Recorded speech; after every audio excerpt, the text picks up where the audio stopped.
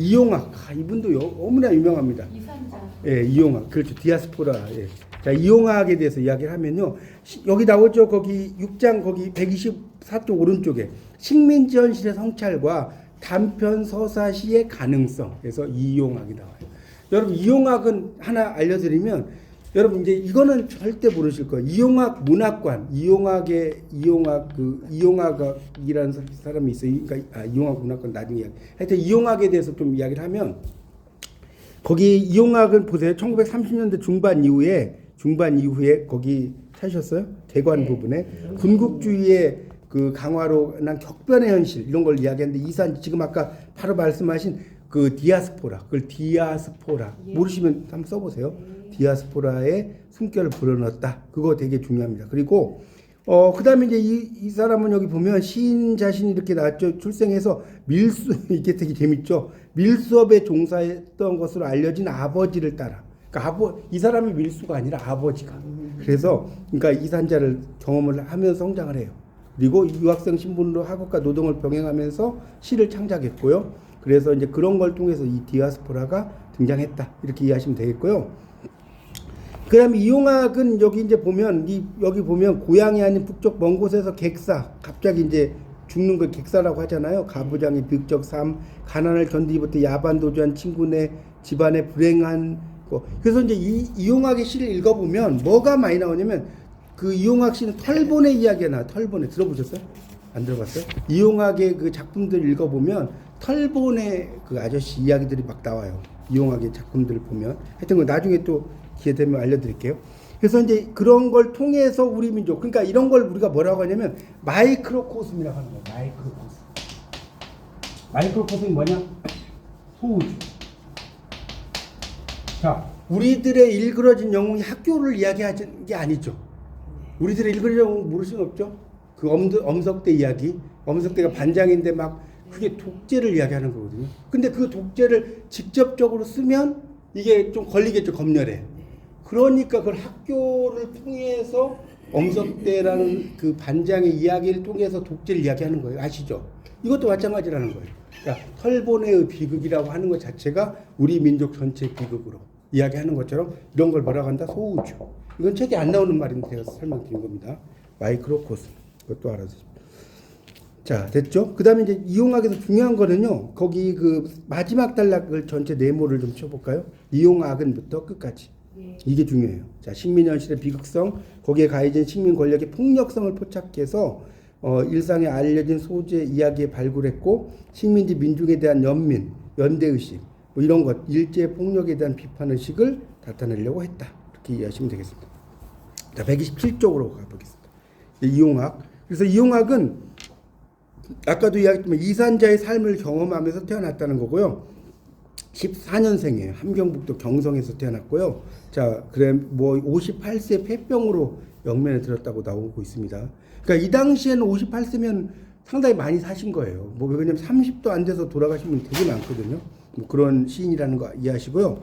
그다음에 뭐 하여튼 그런 내용이 두 번째 단락을 볼까요? 32년 경성 농업학교 재학 중에 일본으로 건너가서 니온대학과 조치대학에 재학하면서 도쿄 근교 시바우라와 메구로 등지에서 막노동도 했어. 그렇게 이해를 하시면 됩니다. 그래서 막노동에도 그런 것들을 많이 이야기했다는 거 알아두시면 좋겠고, 그래서 이제 이때 경험을 이제 시 속에다가 이제 막 씁니다. 이때 경험들을 시 속에다가 많이 쓰게 됩니다. 그래서 이제 이용학하고 제가 이야기를 했지만 오장환이라고 해서 오장환 혹시 들어보셨어요? 안 들어봤어요? 오장환이 그 생명파 시인이에요. 오장환이란 이건 좀 여기는 안 나오지만 참고로 알아두시면 좋은데 오장환 시인이 있어요. 이 사람이 생명파인데 보은이 법조사에 있는 보은에 가면 이제 오장환 제가 말 아까 잘못했어요. 이용하게 오장환 문학관이 있어요. 오장환 문학관. 이건 잘 모르실 거예요. 근데 뭡니까 접시꽃 당신 도종환 아세요? 네. 그분이 박사 논문이 오장환인데 여러분 생명파 하면 뭡니까 서정조하고 유치원만 알고 있잖아요. 이 오장환도 생명파예요. 근데 제가 왜 오장환을 이야기하냐면 오장환 시인도 이런 이용학 시인처럼 상당히 좀 비슷한 면들이 있어요. 그러니까 우리의 어떤 그 분단된 그 상황에 대한 현실 이런 것들을 잘 나타내고 있거든요. 그러니까 나중에 보훈에 혹시 여러분이 가실 일 있으면 그 법조사 이런 데만 가지 마시고 검색해 보세요. 나와요. 오장원 문학관이라고 꼭 가보시면 거기에 막 논문들 그도 있고 막 그렇습니다. 참고로 말씀드렸습니다. 그러니까 비슷하다. 똑같지는 않지만 이용학과 비슷한 의미의 성격을 가진 시인이다. 이 정도만 이해하십시오. 자, 그래서 이제 그 밑에 있는 건 여러분 읽어보세요. 뭐 이용학에 대해서는 넘어가고요. 자, 128쪽도 이제 128, 129쪽 있는데 그래서 이제 여러 뭐 작품들을 막 쓰다가 128쪽의 마지막 단락을 볼게요. 자, 그래서 이제 39년에 조치대학을 졸업을 해서 귀국해서 체제서, 아까 체제서면 뭐로 유명하다? 주지시를 소개했다. 이거 꼭 알아두세요. 주지주의를 소개했어요. 예, 그래서 예, 주지주의. 체제 꼭 알아두십시오. 예. 자, 그래서 이제 거기에서 이제 하다가 이제 불온 사상과 관련돼서 투옥이 돼서 고초를 겪어요. 그러니까 뭐 조금만 잘못 쓰면 불온잖아. 일제 하에서는 아시다시피. 그래가지고 이제 그러다가 1941년 국민문학 춘추와 같은 체제 협력적이었던 잡지에 자, 그러니까 결국은 거기에 이제 서정주처럼 이해가죠. 그렇죠. 그렇게 체제 협력이 여러분 잘 알아두실 게 재밌는 게 뭐냐면 친일 있잖아요. 네 글자로 뭐냐? 체제 협력이에요. 그 같은 말이에요. 네, 그러니까 친일이란 말 쓰면 좀 그렇잖아요. 그래서 체제 협력 나오면 아 친일했구나 이런 말. 이게 그 전문 용어예요. 친일의 전문 용어. 알았어요? 그런 잡지에다가 이렇게 친일 색채에 농후한 시를 써요. 참 이게 또 단점이 되는 거예요. 예. 그러니까 이제 뭐 핍박에 못 이겨서 뭐 서정주도 우리가 독립이 올 줄 몰랐다 뭐 이런 말 들어보셨죠? 뭐 그런 것처럼. 그렇죠. 오장 마스이 송가. 예, 서정주가 그랬잖아요. 그래서 우리에게 그런 날이 올 줄 몰라서 자기는 썼다. 오장 마스이 송가 보면 완전히 막 하여튼 이야기를 하는데 그렇습니다. 자부지간. 그래서 이제 뭐 압수당했다 뭐 이런 거 넘어가고요. 자, 하여튼 중요한 건 오랑캐꽃이라는 게 129쪽에 나오죠. 오랑캐꽃 시집이에요. 자, 오랑캐꽃 시집 속에 오랑캐꽃이 있어요. 여기 오랑캐꽃 이중꺽쇠 보여요? 오랑캐꽃 네. 이중꺽쇠. 그게 이제 그 속에 오랑캐꽃이라는 시가 있다고. 그렇게 이해하시면 됩니다. 털보내가 제가 아까 말씀드린 게 낡은 집이라는 이용학의 시 하나만 골라라. 원만 골라라 뭐냐? 낡은 집이에요. 자, 그래서 털보내 집이 어디 나오느냐? 봐봐요. 여기 지금 그 낡은 집 있잖아. 낡은 집에 보면 뭐 이제 어쩌고저쩌고 나오는데 그거는 여기 어딨냐? 136쪽에 보면 136쪽 보세요. 거기 두 번째 단락을 볼게요. 두 번째 단락. 죄를 넘어 무곡을 다니던 당나귀 항구로 가는 콩시리에 늙은 등골 소바 하다가 털보내 간 곳은 아무도 모른다. 나오나? 네. 두 번째 단락 끝에 털보내 동그라미. 이게 우리 민족 전체. 자, 이제 마이크로코스이 뭔지 좀 아시겠어요? 그러니까 털보내 이야기가 털보내만 한정되는 게 아니라 우리 민족 전체를 털보내라고 했잖아요. 그러니까 소우주라고. 어렵네 말이? 털보내 이야기. 그러니까 털보내라는 게 요즘은 없어졌는데 털보내 국수 뭐 그런 거 있지 않았나 옛날에? 지금은 없어졌죠. 지금 근데 그런 것처럼 그게 아마 그 당시에 아마 그 대표하는 어떤 그 당시에는 뭐 수염을 뭐 깎거나 이렇게 하지도 못했을 거 아닙니까? 일제하고 그러니까 그래서 아마 상징적으로 이렇게 쓴 것 같아요. 털보내라는 뭐 실제로 털이 있어서 없어서라기보다 그러니까 그런 어떤 상징적인 의미로 봐야 되겠죠. 털보내가 이용학의 경험이 아니고. 그러니까 이용학의 경험이기도 하겠지만 이제 그거는 이제 알 수가 없는 게 역사 정기비평이라고 해서 시인은 시를 쓸 때 자기의 경험만 쓰는 게 아니잖아요. 경험을 안 한 것도 시에다 쓸 수 있거든요. 그렇죠. 털보내가 정확하진 않은 거예요. 그렇죠. 정확하진 않죠. 그러니까 털보내라고 하는 건 아마 우리 민족 전체를 이용학이 이렇게 썼다라고 보는 게 좋을 것 같아요. 제가 볼 때. 그게 뭐 그 털보내를 구체적으로 이야기했다기보다는. 털보내가 나온 것도. 그러니까 그런 것도 공부하면 재밌잖아요. 자, 그래서 이제 다시 129쪽으로 가서요. 세 번째 줄부터 볼게요. 오랑캐꽃 속에 오랑캐꽃이 있다는 것도 알아두시고, 그래서 이제 해방 후에 서울로 상경을 해서 이마와 김남천. 여기서 특히 중요한 게 이마예요, 이마. 여기 이마는요, 이마는 어떤 사람이냐? 되게 카푸시라고 그래. 그러니까 우리 여기에는 이마에 대해서는 안 나오나. 그러니까 우리 그렇게 사회주의 카푸 계열의 그런 시들을 써요. 그래서 이마 씨가 이마라는 신이 재밌는 게 뭔지 아세요? 엄청나게 잘생겼어요. 여러분 나중에 그 네이버에서 이마 신 한번 쳐보세요. 그러니까 여기 지금 아까 누구였지? 백석 빛가빛가해. 예, 저 거짓말 아니에요. 이마가 정말 잘. 요즘 뭐 현빈 저리 가라요. 보수 중에서는 최고 시끄럽던 사람이야. 네, 그러니까 근데 인물로 따졌을 때 이마 검색해 보세요. 나올 거예요. 그래서 하여튼 그래서 이제 이 사람이 이마와 김남춘 주도한 조선문화건설본부에 활동하면서 이제 뭐 편집국장도 활동하고, 예, 전부 거짓말 아니죠? 나머지 분들도 봐보세요. 그래서 이제 그렇게 활동을 했다는 거예요. 그리고 나서 휴전 후에는 이제 조선문학예술총동맹 중앙위원으로 활동하면서 뭐 이제 또 북한에서 또 이제 뭐 이렇게 나오죠. 대표작들에서 이런 것들을 또 쓰기도 합니다. 그러니까 참 월북하기도 하고 참 복잡해. 마지막 그러니까 앞부분에 잘 나가다가 그러니까 아까도 지금 금방 했던 누구였어요? 금방 백석 앞에 잘 나갔죠. 잘 나갔잖아요. 뒤로 가면서 이거 하여튼 월북을 하면 약간의 우리 한국의 입장, 남한의 입장에서는 별로 좋게 안 보잖아요. 그렇게 가버리는 거예요. 월북은 그때 당시에는 진보였나요?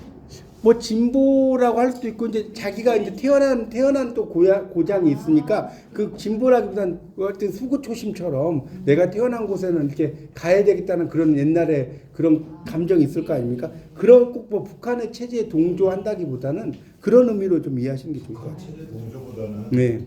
사회상에 대해서 네. 문제가 많이 있다는 걸 느끼고서 그렇죠. 바꿔보자고. 예, 뭐 그러니까 그런 면도 있고 이제 뭐 하나의 의미로만 볼 수는 없고 여러 가지 맥락적으로 보시는 게 좋을 것 같아요. 하여튼 그래서 이제 이 남로당 숙청 때 공산주의를 말로만 신봉하고 월북과 문화인으로 지속되어서 뭐 집필 금지 처분도 받고요. 뭐 그런 사람입니다. 그래서 나중에는 참 마지막 보세요. 조선 작가 동맹에 들어가 북한 체제 찬양시를 창작하면서 이 사람이 이게 쓰고 싶어서 또 그랬겠어요. 그래서 결국은 여생을 보내는 그러니까 말로가 별로 좋지 않은.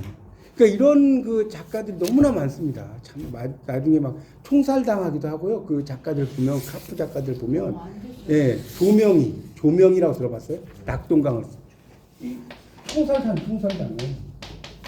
나중에 세계 막 하여튼 복잡해요. 그런 것들을 이야기하려면. 나중에 또 기회가 되면 조명 이야기 해드릴게요. 자, 130쪽. 작품 세계의 특징. 자, 이것도 별 3개. 자, 여러분이 자, 보세요. 현대시의 이해 감상이 여러 가지가 있어요. 자, 시험에 나오는 유형이 제가 말씀드렸지만 작가 소개에서 한 25문제면 한 대여섯 문제 나오고요. 제가 볼 때는 그 작가의 의 있죠. 그러니까 문학사적 관점.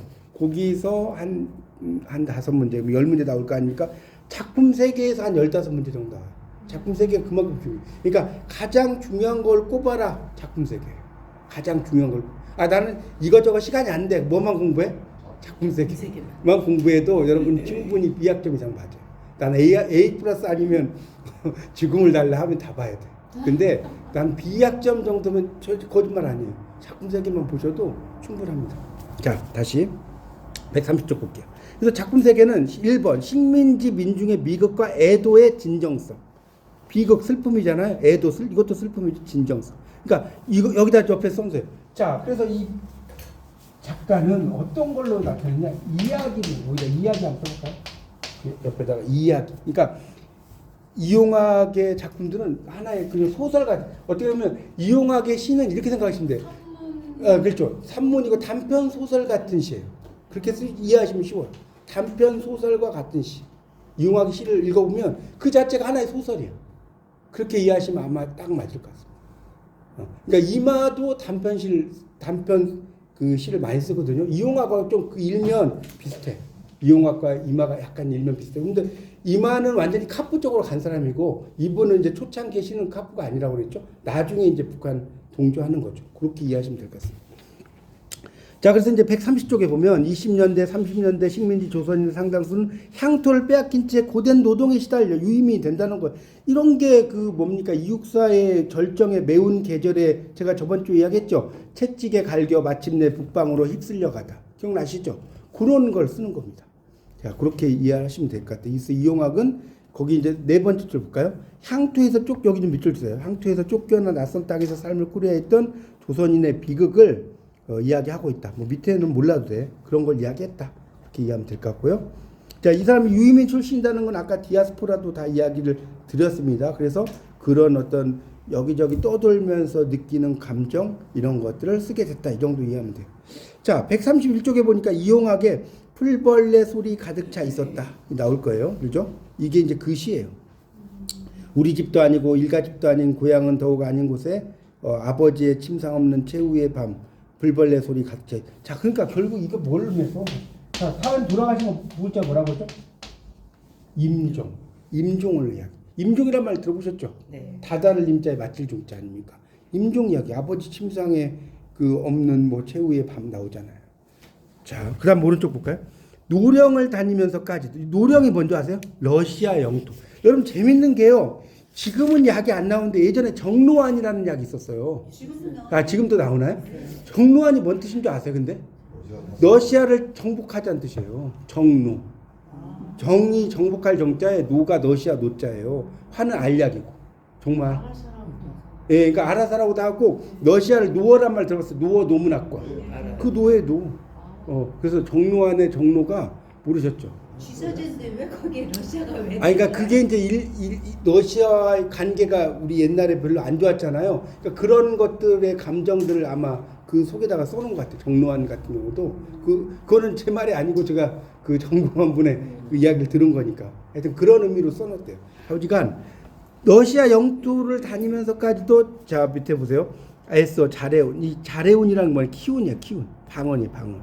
키운. 잘해온 있잖아요. 키운 아들과 딸에게 한마디 남겨두는 말도 없고 아무 뭐 하면서 썰렁한 뭐 이렇게 니콜리스크의 밤도 잊으셨다. 묵침을. 그러니까 이게 이제 그런 어떤 돌아가실 때 어떤 그 순간들을 쫙 써놓은 거예요. 그러니까 결국은 이 작품은 뭘 의미하냐 좀 써보실래요? 거기 여기 옆에 공간에다가 아버지의 고단한 삶에 대한 안타까움. 아버지의 고단한 삶에 대한 안타까움을 쓴 거예요. 그렇게 이해하시면 될 것 같고. 그러면 여기 자연물 땡땡. 그 아무데나 여백에 쓰세요. 제가 시간 관계상 말로 할게요. 자연물은 뭐냐? 객관적 배경이요. 그러니까 이 시에서는 자연물이 중요한 게 아니에요. 자연물은 단지 객관적 배경일 뿐이고 아버지의 고단한 삶에 대해서 안타까움을 이렇게 써놓은 거예요. 이 시가 뭐냐? 풀벌레 소리 가득 차 있었다. 이렇게 이해하시면 될 것 같습니다. 그 정도. 자, 그래서 이제 밑에 보면 이것도 이제 소우주적 관점이죠. 왜? 자, 개인적 봐요. 왜 소우주냐? 거기다 또 써보세요. 개인적 체험 화살표. 자, 써보세요. 개인적 체험 화살표. 이산자 콤마 유이민. 개인적 체험 화살표. 이산자 콤마 유이민. 자, 그래서 보세요. 여러분 국문학 공부하다 보면 이 마이크로코스미란 말 되게 많이 나와요. 아, 개인의 삶이 아니구나. 그러니까 아버지를 이야기했지만 아버지 한 사람이 아니겠죠. 그렇죠. 그 당시에 모든 아버지를 의미하는 거죠. 그 당시에 모든 아버지의 삶을 이야기. 그러니까 여러분이 보세요. 그냥 이걸 읽는 거하고 이 마이크로코스을 알고 있는 차원이 다르지 않나요? 맞아요. 그래서 공부를 많이 해야 되는 거예요. 자, 그래서 다시 자 131쪽 마지막. 아버지의 비참한 죽음이 가진 의미를 살펴볼 때 가장 중요한 시어는 풀벌레 소리다. 단순한 자연의 소리가 아니고, 자 넘겨볼까요? 남의 땅에서 객사를 면치 못한. 그러니까 남의 땅에서 지금 객사잖아요. 132쪽 첫째 줄이에요. 아버지의 비극과 어린 나이에 가부장을 여인 시적 화자의 내면을 포괄하는. 자 밑줄 쫙 치세요. 객관적 상감을 내모쳐 놓으세요. 그래서 T.S. 엘리엇. 복습을 잘하셨어요. T.S. 엘리어트가 말한 거고요. 객관적 상감물은 뭐냐? 자, 이거 좀 더 설명을 드릴게요. 화살표하고 좀 쓰세요. 지금 시간 관계상 말로 해야 될 것 같아요. 감정을, 객관적 상감물 화살표, 감정을 간접화해서 드러내는 매개체. 다시, 감정을 간접화해서 드러내는 매개체. 제가 객관적 상감물을 저번 시간도 이야기했어요. 그 고무장갑을 가지고 어머니를 이야기한다. 갈대를 가지고 어머니 기억나시죠? 그런 거를 객관적 상감물이라고 합니다. 그 정도만 이해하시면 됩니다. 그래서 그런 내용을 풀벌레 소리에서 쭉 이야기하고 하고 있다는 겁니다. 그래서 이제 마지막 단락 보세요. 132쪽에 마지막 단락. 이 시는 극한의 슬픔을 표현했음에도 아버지 비극적 최후를 자 객관적 사건으로 재현해. 시적 화자의 상실감을 통어는 통제하고 똑같은 통제하는 안정감이다. 이렇게 나오죠. 그러니까 이 아까도 제가 설명드렸잖아요. 뭘 설명을 했냐? 자연물은 단지 객관적 배경일 뿐이야. 이거는 아버지의 죽음을 이야기하기보다는 우리 민족 전체 중에 아버지의 비극을 이야기하는 거다. 그러니까 당연히 그렇게 이해를 하시면 됩니다. 객관적인 관점 이해하시기 어렵지 않죠? 객관적 사건. 자, 그렇게 해서 이야기하고요. 그 다음에 133쪽 식민지 현실의 환기와 역사적 접점의 소환. 자, 환기 밑줄. 환기는 이렇게 환기시킨다는 뜻이 아니라 불러일으킨다는 뜻이에요. 그걸 환기라고 해요. 감정을 불러일으키는 거. 환기란 말 나오면 불러일으킴 이렇게 써놓으시면 좋습니다. 그렇게 이해하시고 넘어가겠습니다. 자, 그래서 이제 그 1929년 카프는 한국 그 프롤레타리아 코리안 아티스트 프롤레타리아 페더레이션에서 한국 예술가 프롤레타리아 동맹의 머리 글자예요. 그걸 카프 KAPF라고 합니다. 영어까지 쓰려면 시간이 넘어가서 하여튼 한국 프롤레타리아 그 예술가 동맹이에요. 그래서 김기진은 혁명적 사상과 행동의 장으로 식민지 민중을 끌이는데 효과적인 대예술의 대중화 방법으로 단편 이게 이제 정말 중요해요. 그러니까 사람들을 그거를 또 설명 이걸 아지트라고 여기 책에 안 나오는 것도 많이 알려드릴게요. 책에 있는 것만 재미없잖아요. 에디테이션 프로파간다라고 해서 이게 뭔 소리냐? 선동 선전. 너무 길잖아. 이 말이 길죠. 그러니까 줄여서 에디프라브라고 하는 에디테이션 에디 프로파간다 프라. 이게 되게 많이 나오는 말. 에디프라. 알아두세요. 에디프라. 그러니까 선동 선전을 하려면 뭐가 중요하냐? 그 단편 소설, 단편 시의 성태가 선동 선전하기 좋다는 거예요. 뭔 말인지 이해 가세요? 하나의 짧은 시인데 그게 하나의 이야기야, 소설이야. 개념 아시겠어요? 그래서 이제 이 에짓 프랍이 나오는 겁니다. 그래서 여기 지금 예술의 대중화 이런 게 에짓 프랍을 여러분 이해하시면 쉬워요. 되셨죠? 자, 그래서 사회주의 운동으로 감옥에 갇힌 오빠에게 투쟁을 다짐하는 누이 동생의 목소리예요. 이마의 우리 오빠 하루가. 이거 재밌죠? 왜 재밌냐?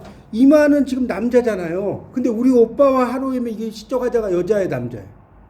네? 여자잖아요. 그러니까 이런 걸 이제 뭐라고 그런다? 이제 답 나와야 돼. 퍼소나. 제가 많이 이야기했는데 가면을 썼다고 했잖아요. 가면, 퍼소나.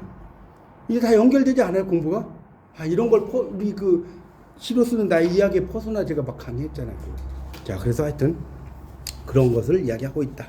그러니까 이것은 선동 선전을 이야기한 것이다. 그리고 이제 좀 내려가다 보면 초록색스에서 세 줄 위로 올라가면 식민지 현실을 노출하지는 않지만 식민지 역사를 끌어들여 일제 식민 권력의 폭력성을 환기한다. 그게 뭐다? 오랑캐 꽃이다. 오랑캐 꽃이 이제 뒤에 넘기면 나와요. 134쪽. 오랑캐 꽃.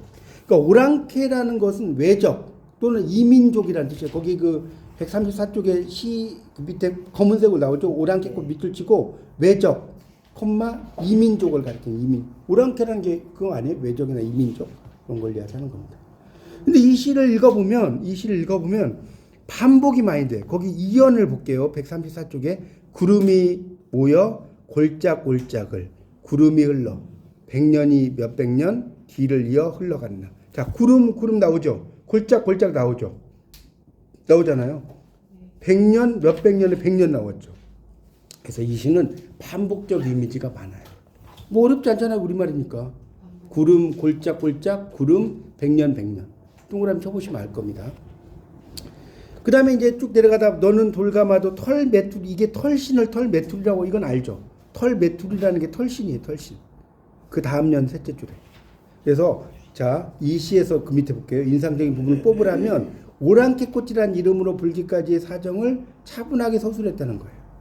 그래서 정주영도 이제 이야기를 했지만 그런 어떤 오랑캐 꽃이라는 이름의 유래에 대한 설명 이런 것도 나오고요.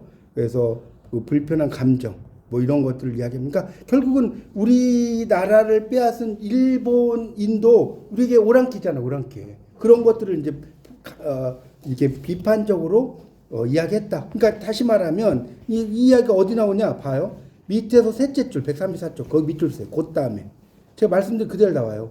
밑줄 치세요. 평화로운 삶을 살아가던 북방의 미개한 종족을 북에서도 북쪽으로 내쫓았던 포갑적 정책을 통해 일제의 식민 통치를 뭐라고 놨어요? 폭로하는 것에 있다.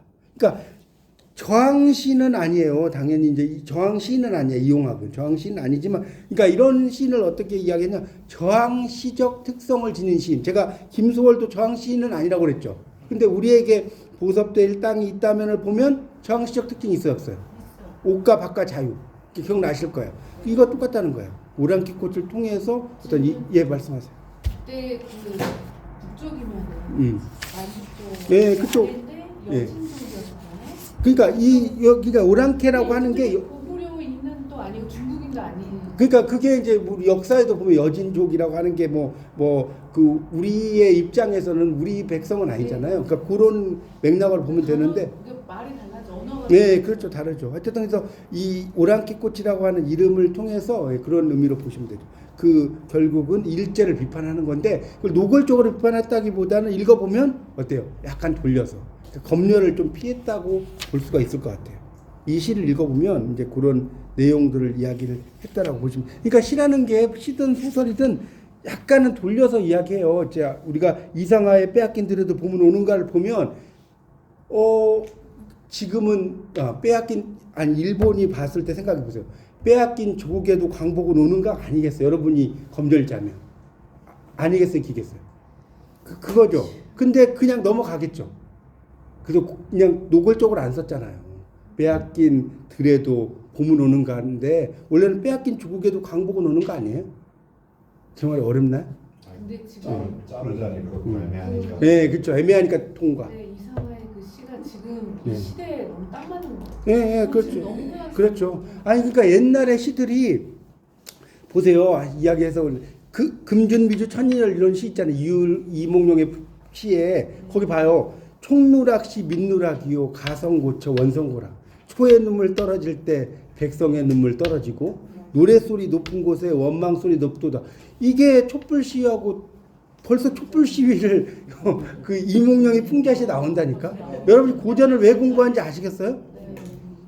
현대만 여러분 문창과보다 국문학과가 더 좋은 거예요. 왜냐면 문창과에서 고전을 거의 안 배운다니까요. 고전 공지영 작가가 어떤 이야기를 했냐면 고전을 3,000권을 읽지 않고 소설 쓸 생각을 하지 마라. 물론 이제 약간 그거는 과장일 수도 있겠지만 3,000권에 300권이라도 읽어라 이거야. 고전을 그분 말은 그래. 3,000권을 읽지 않고 소설 쓸 생각하지 마라. 그 말이 뭐예요? 그만큼 고전의 모티브를 많이 가지고 써야지 이 깊이가 있다는 거 아니겠어요? 여러분 이해 가요? 나는 우리 것은 현대만 좋은 것이 이게 아니라니까. 그래서 고전의 전통들이 읽어보면요 현대의 소재가 엄청 많이 될 수 있어요. 이런 판타지나 이런 거 다 우리가 뭡니까 반지의 제왕이라든가 해리포터 이게 다 판타지 아니에요. 우리나라식 판타지를 여러분 한번 써보세요. 그러면 완전히 그분 재산이 장난이 아니죠. 조다 몇 조잖아요, 몇 조. 그러니까 그런 식으로 해서 그런 고전을 통해서 이렇게 쓸 수 있는 상상, 이미지네이션 이거 중요하죠. 자, 하여튼 이제 그 오랑캐꽃이 어쩌고저쩌고 하는 건 시간 관계상 여러분 읽어보세요. 그래서 136쪽으로 갈게요. 이 시간. 오랑캐꽃은 일제를 얘기하는 건지 그렇죠. 일제를 이제 비판적으로 돌려서 말했다고 보시면 돼요. 일본. 자, 136쪽. 이렇듯 이제 여기 나와요. 오랑캐꽃에서는 문화, 문명, 계몽과 개척이라는 위장막을 두르고 나오잖아요. 타민족의 정벌과 이게 이제 이거 네모 전체를 쳐놓으세요. 이렇듯 이 부분 네모 전체 별표. 이게 이제 핵심으로 쓰는 거예요. 집에 가서 어쩌고저쩌고. 그러니까 일제를 비판하는 거죠. 저의 삶 이렇게 비판. 그러니까 이게 참 시인이 공부를 해보면 뭐가 있냐면 안타까운 게 처음에는 일제를 비판해. 근데 일제가 탄압을 해. 이게 그러니까 안타까운 거예요. 체제의 수능이라고 그랬잖아요. 전문 용어로. 체제를 수능화. 그러니까 이거는 우리가 그분이 안 돼서 잘 모르겠어. 근데 엄청나게 탄압. 예, 말씀하세요. 그 이호석의 약간 위장된 수능주의. 체제 수능주의 맞아요. 그거랑 비슷한 거예요. 예, 그러니까 이호석 같은 경우도 그러니까 이거는 옆으로 또 갔는데, 그러니까 이호석도 그러니까 보세요. 이호석이 메밀꽃 필무렵을 이야기하시는 것 같은데 메밀꽃 필무렵 맞죠? 그러니까 이호석의 메밀꽃 필무렵이라고 하는 것도 이것도 이제 관점이 달라요. 어떤 관점이 다르냐 봐요. 아까 제가 백석의 이야기했죠. 백석의 관점으로 보면 우리가 일제 빼앗기기 전에 우리 민족의 원시적인 공동체라는 관점으로 보면 좋아요, 나빠요. 아, 우리가 안 좋아요? 일제 빼앗기 전에 우리 민족 공동체 좋은 거 아니에요? 근데 이거를 지금 현실이 어느 때인데 너는 이런 거 쓰고 있어. 그렇게 볼 수 있지 않을까? 네. 현실이 메밀꽃 필모랍에 뭐 저항이나 이런 이야기 전혀 안 나오잖아. 그냥 처녀와의 물레방앗간의 사랑 이야기 이런 거 아닙니까? 그렇죠? 동의가 뭐 왼손잡이고 뭐 어쩌고. 그러니까 아까 지금 질문하신 거하고 똑같은 거야. 그러니까 바라보는 관점의 차이인 거예요. 이거를 이게 두 가지로 보는 거예요. 그렇게 볼 수 있고, 그러니까 나는 이렇게 본다. 문학은 답은 없잖아요.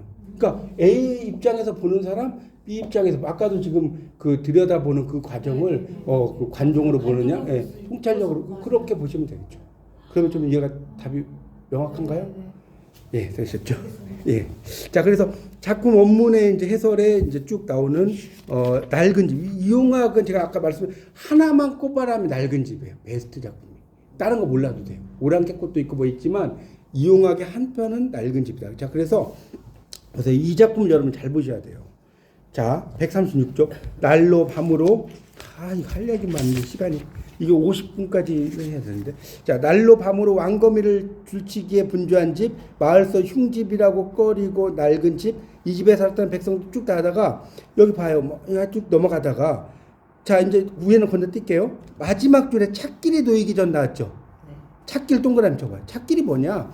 일제 식민지 정책이 시작되기 전. 찻길에 동그라미 쳐놓고 일제 식민지 정책이 시작되기 전을 의미하는 거예요. 그렇게 필기하세요. 136쪽 마지막 줄에 있어요. 찻길이 놓이기 전. 일제 식민지 정책이 시작되기 전. 되셨죠? 137쪽. 자, 그래서 이제 어쩌고저쩌고 하다가 넷째 줄 볼게요. 털보내는 아까 중요하다고 제가 여러 번 말씀드렸어요. 셋째 아들은 나의 쌀이말, 이 쌀이말 동물을 요즘 말로 중마고우. 쌀이말 동물 중마고우. 그 다음에 이 집 안방 짓두광줄, 이게 반지꼬리예요. 반지꼬리. 반지꼬리 옆에서 울음을 터뜨렸다고 한다. 그러니까 이게 결국 뭐냐? 자, 써보세요. 이것도 유년화자 써봐요. 유년화자고요. 유년화자 쓰세요. 또 하나 이야기 시의 전형적인 방식. 이야기 시, 이게 이야기 시에 읽어보면 이야기 시의 전형적인 방식을 이야기합니다. 그러면서 막 털보내 어쩌고저쩌고 막 이야기를 해요. 그러다가 털보내가 나중에 이제 이사를 가는 이야기가 나와요. 뭐 제가 시간 관계에서 다 읽을 수가 없는데 138쪽 보세요. 138쪽에 그러다가 거기 두 번째 단락 연을 볼까요? 더러는 오랑캐령으로 갔다. 뭐 아라사, 이게 아라사가 러시아를 아라사라고 그래요. 갔으리라고 늙은이들은 무서운 곳을 짚었다. 마지막 네모. 지금은 이 단락 여기 연 전체 네모. 지금은 아무도 살지 않는 집. 자, 털분의 집이 있었는데 지금은 아무도 살지 않는 집이야. 마을서 흉집 여기 동그라미 쳐봐요. 흉집이라고 꺼리는 낡은 집. 자, 그러니까 우리나라가 일제 나라를 빼앗긴 상태를 흉집이라고 한 거예요. 그렇게 이해하셔야 돼요. 제철마다 먹음직한 열매, 탐스럽게 열던 살구, 뭐 했죠? 남았길래 꽃피는 철이 와도 가도 디울 안에 꿀벌 하나 날아들지 않는다. 꿀벌도 안 날아든다는 거예요. 그런 이야기를 써놓은 겁니다. 그러니까 결국 낡은 집은 뭐냐? 자, 써보세요. 낡은 집 거기 138쪽에 이용학 낡은 집 진한색 글씨 있잖아요. 12태. 거기다 뭐라고 쓰냐면 화자가 슬픈 눈길로 바라보는 공간. 이렇게 써세요. 낡은 집. 화자가 슬픈 눈길로 바라보는 공간. 이거를 이용학은 뭐라고 했다? 낡은 집이라고 표현을 했다. 화자가 슬픈 눈길로 바라보는 공간을 이용학 시인은 낡은 집이라고 이야기를 했습니다. 그래서 이제 결국은 이 낡은 집, 좀 더 읽어볼게요. 138쪽의 그 시 바로 밑에. 화자가 실제로든 상상으로든 슬픈 들길로 바라보는 낡은 집은 텅 비어서 거미만 이렇게 흉집이다. 그러니까 일제의 나라를 빼앗긴 상태. 이걸 좀 유식한 말로 뭐라고 한다? 맥수지탄. 제가 한자는 시간이 없어서 못 쓰겠어요. 맥수지탄 뭐예요? 보리가 빼어나게 있는데 그것을 우리가 가져올 수 없어. 그게 아니야. 나라를 빼앗긴 상태를 나타내는 한자가 뭐냐? 맥수지탄. 알아두십시오. 자, 그런 것을 이야기하고 있어요. 쭉 읽어보면 이런 뭐 동무도 찾아볼 수 없고 뭐 이렇게 쭉 나오거든요. 자, 그런 것을 이야기하는 겁니다. 그래서 139쪽에 마지막 단락 보세요. 군국주의가 몰고 온 식민현실의 삭막한 환경, 조선적인 것의 파탄과 해치를 생각하면 이마는 아까 카푸신이라고 했잖아요. 해협의 로맨티즘에 부감된 미래에 대한 전망 같은 게 필요했을 거다. 그러니까 이 시인 자체가 이렇게 그런 상황을 이제 이마의 시도 그렇게 나타내거든요. 그러니까 이마의 시도 뭐냐? 단편 서사시. 거기 봐요. 밑에서 셋째 줄에 보면 이용학이 멀지 않았음은 선배 시인의 단편 서사시에 기대어 이런 말 나오죠. 그러니까 이용학의 시나 이마의 시는 다 뭐다? 단편 서사시로 돼 있어. 단편 서사시는 뭘 많이 쓸 수 있다? 선동 선전을 많이 할 수 있다. 그래서 낡은 집을 읽어보면 하나의 이제 이야기처럼 쓰여져 있는 내용이다. 자, 그래서 자 이제 140쪽. 오늘은 지금 140쪽까지만 시간에서 해야 할 것 같아요. 그리고 나머지는 다음 시간. 오늘 좀 질문이 많으셔갖고 제가 마지막 단락만 할게요. 오랑캐꽃에서도 확인되었지만 140쪽 이용학은 혁명의 낭만성에 소미를 내밀기보다는 담겨 식민주의적 권력의 자 여기다 붙였어요. 식민주의적 권력의 폭력성과 허구성에 대해서 조심했다. 그러니까 결국은 아까도 말씀드렸지만 낡은 집 이런 게 다 식민주의 일제에 의해서 타락돼 버렸다는 거예요. 그걸 이야기하고요. 낡은 집, 나의 동무. 그러니까 나의 동무도 지금은 찾을 수가 없어. 그러니까 내 동무가 일제에 의해서 막 죽을 수도 있고 뭐 그런 상황 아니겠어요? 그런 걸 이야기했다라고 이해하시면 돼요. 그렇게 이해하시면 되겠고요. 그래서 이 속에서 결국은 우리가 그러니까 이용학 시인의 시도 읽어보면 약간 저항적인 색채가 드러나 있다라고 볼 수가 있죠. 일제의 어떤 빼앗기기 전에 어떤 상황 이런 것들을 좀 드러내 있다고 볼 수 있어요. 근데 이용학과 백석의 차이점은 백석은 이제 처음에는 계속해서 이렇게 가다가 나중에는 이제 북한 쪽에 이제 그런 쪽에서 좀 동조해서 북쪽으로 이제 갔잖아요. 근데 이 사람은 이제 친일 쪽으로 약간 간 경향이 좀 차이점이 있겠지만 어쨌든 이용학의 시도 여러분 읽어보시면 그런 어떤 의미들이 잘 나타나니까 여러분이 좀 시간이 되시면 뭐 시간이 없으시면 모르겠지만 이런 시인들의 시집을 이렇게 빌리셔갖고 예, 읽어보시면 참 좋아요. 그러니까 지금 좀 시간이 없으시면 어쩔 수 없지만 그래서 서점 말고 저기 도서관에 가면 뭐 김소월 시집, 한용운 시집 뭐 이런 게 있잖아요. 그냥 빌려갖고 그냥 몇 개라도 다 못 읽으면 몇 개라도 한번 읽어보세요. 그러면서 여러분 어차피 시도 국문학과 오면 시도 공부하시는 분들이니까 그러면 훨씬 더 이해가 쉬워요. 이해가 쉽고 그렇게 됩니다. 다음 주에는 이용학을 하고요. 그 유명한 서정주, 윤동주 되게 재밌을 거예요.